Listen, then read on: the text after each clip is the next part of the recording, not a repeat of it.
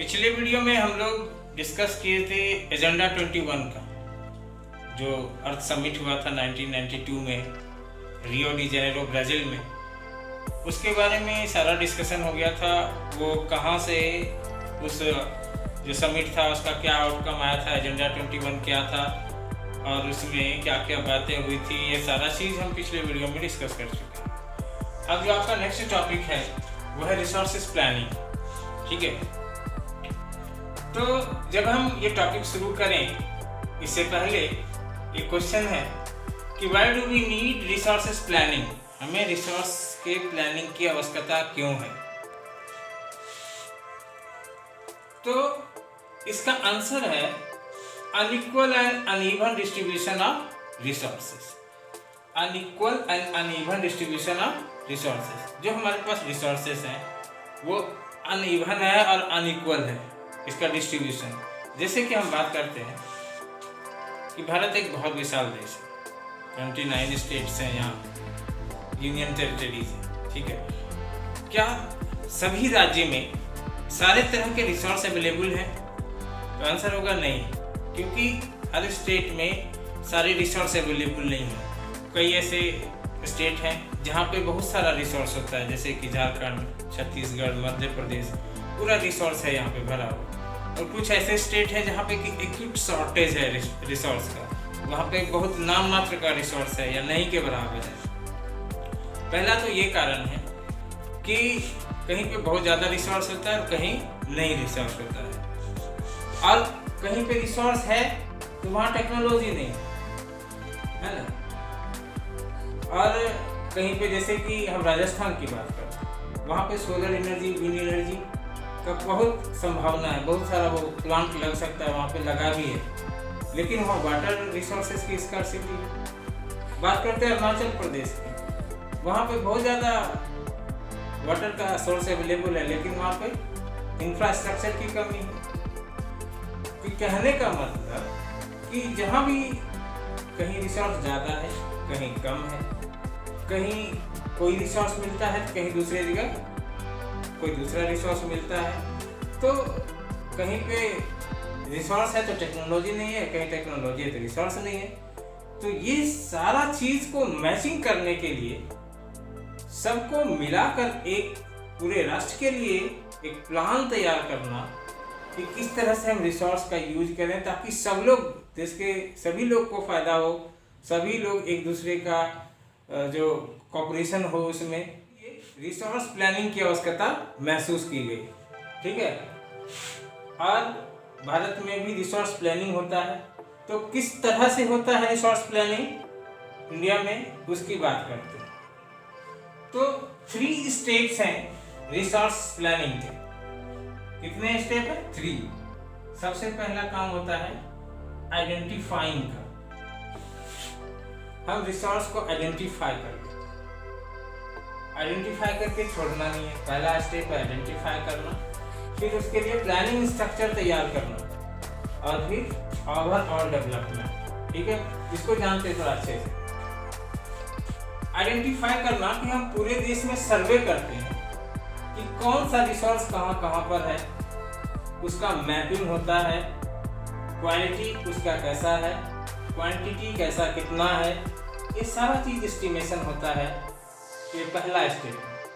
क्या क्या करते हैं? Surveying, mapping, quality and quantity estimation, ये पहला काम हो गया। सेकंड काम है कि जो रिसोर्स है, जो अवेलेबल है, जो भी हमारे यहाँ अवेलेबल है, उसको एक्सट्रैक्ट कैसे करना है, क्या उसके लिए हमारे पास टेक्नोलॉजी है या नहीं है। टेक्नोलॉजी नहीं है तो उसको डेवलप करने के बारे में सोचना, और उसके लिए इंफ्रास्ट्रक्चर तैयार करना, इंस्टीट्यूशनल सेटअप, यानी कि फैक्ट्री वगैरह, उसके लिए रोड बनाना, जहाँ कहाँ पे मिनरल्स है, कहाँ से रिसोर्स है वो लाएंगे, वो फिर कहाँ पे वो किस रास्ते से लाया जाएगा, उसके लिए सड़क है या नहीं है, इलेक्ट्रिसिटी की व्यवस्था करना, और जो चीज़ उसमें जो सहायक मटेरियल चाहिए वो सब कहाँ अवेलेबल है। ये सारा चीज़ करके, फैक्ट्री वगैरह का निर्माण करके, कहाँ पे बनेगा, लोकेशन क्या होगा, ये सारा चीज़ तय होता है इसमें प्लानिंग स्ट्रक्चर में। ठीक है, ये सारा चीज़ कर लिए प्रोडक्शन होने लगा। अब उसका डिस्ट्रीब्यूशन कहाँ कहाँ होगा ये तय करना होगा। अब उससे जो फायदा होगा वो नेशनल डेवलपमेंट से के प्लान से इसको मैच किया जाएगा, ताकि देश के विकास में जो गरीब लोग हैं, जो वर्कर्स क्लास के हैं, जो नीचे कैटेगरी के लोग हैं, उनको भी इस प्लान का फायदा मिल सके। इसलिए राष्ट्रीय डेवलपमेंट प्लान में इसको रिसोर्सेज प्लानिंग को भी जोड़ देना। ठीक है, क्योंकि 3 स्टेट हैं जिसके के द्वारा ये रिसोर्स का प्लानिंग किया जाता है। अब है कि सिर्फ रिसोर्सेज की अवेलेबिलिटी ही देश के डेवलपमेंट की गारंटी नहीं है। सिर्फ रिसोर्स का होना ही वो डेवलपमेंट की गारंटी नहीं है। जरूरत होता है रिसोर्स में जो टेक्नोलॉजी चाहिए, उसको डेवलप करने के लिए जो टेक्नोलॉजी चाहिए वो टेक्नोलॉजी लाना, और जो टेक्नोलॉजी पुराना है उसमें चेंज करके नया बनाना, है ना, ताकि हम विकास की गति को तेज कर सकें। अगर ये सब चीज़ नहीं है तो हमारा डेवलपमेंट पीछे रह जाएगा, हम पीछे छूट जाएंगे।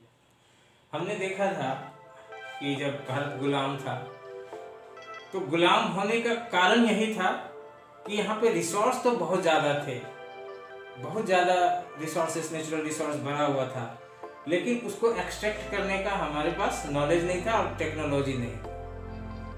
और यही वजह बना भारत को गुलाम होने का, या दुनिया में बहुत सारे देश जो गुलाम हुए उसके पीछे एक रीजन यह भी था कि एबंडेंट रिसोर्स थे यहाँ, लेकिन उसको एक्सट्रैक्ट करने का हमारे पास टेक्नोलॉजी नहीं था।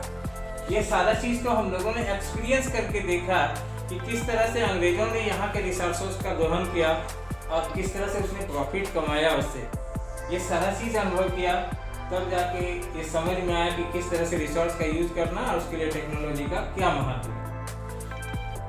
ठीक है स्टूडेंट, इतना तक तो आप समझ गए।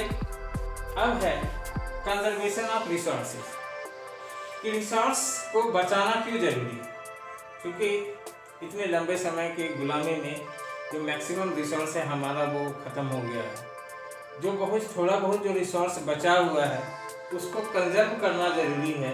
अगर हम उसे कंजर्व नहीं करेंगे तो नेक्स्ट जनरेशन के लिए वो एक बहुत आफत वाला बात हो जाएगा। Resources are vital for any development activity. हम लोग डेवलप कैसे होते हैं? जब हमारे पास रिसोर्स होगा, हम उसे एक्सट्रैक्ट करेंगे, उसको हम प्रोडक्शन करेंगे, उसके बाद सेल होगा, उससे हमको प्रॉफिट होगा। तो कोई भी डेवलपमेंट एक्टिविटी में रिसोर्स का बहुत बड़ा रोल होता है। बट इरेशन कंजप्शन या इरेशनल कंजप्शन अगर हम करते रहते हैं रिसोर्स का भरपूर अगर दोहन करते रहते हैं तो क्या होगा कि रिसोर्स एक दिन यूजलेस हो जाएगा, या तो यूजलेस हो जाएगा या खत्म हो जाएगा। जैसे कि हम जमीन की बात करते हैं, हमारे पास बहुत एग्रीकल्चर के लिए बहुत फर्टाइल लैंड है, लेकिन उसमें हम उसका ओवर यूज़ कर रहे हैं। जनसंख्या का दबाव ज़्यादा होने के कारण हम उसका ओवर यूज़ कर रहे हैं, उसमें बहुत सारा केमिकल फर्टिलाइजर्स वगैरह डाल रहे हैं, इंसेक्टिसाइड, पेस्टिसाइड का इस्तेमाल कर रहे हैं। तो वो क्या होगा, इतना केमिकल यूज करने के बाद वो एक दिन लैंड जो है वो बैरन हो जाएगा, सॉइल जो है बैरन हो जाएगा, उससे उपज ही नहीं हो पाएगी। कितनों खाद डाल देंगे कोई अंतर नहीं पड़ेगा। तब क्या करेंगे, तब हमारा डेवलपमेंट का क्या होगा, नेक्स्ट जनरेशन को क्या मिलेगा। तो कंजर्व करना बहुत जरूरी है। यूटिलाइजेशन रिसोर्स का हम किस तरह से करें ताकि हमारा जो समाज वो सुरक्षित रहे। अगर हम ओवर यूटिलाइजेशन करते रहेंगे तो ये सामाजिक, आर्थिक और पर्यावरण सबके लिए समस्या बन जाएगा। समाज में क्या होगा, अमीरी गरीबी ज़्यादा बढ़ जाएगी, कुछ मुट्ठी भर लोग फ़ायदा उठाएंगे, बाकी लोग सब ऐसे रह जाएंगे। इकोनॉमी का गरीब अमीर हो जाएगा ज़्यादा, और इन्वायरमेंट का तो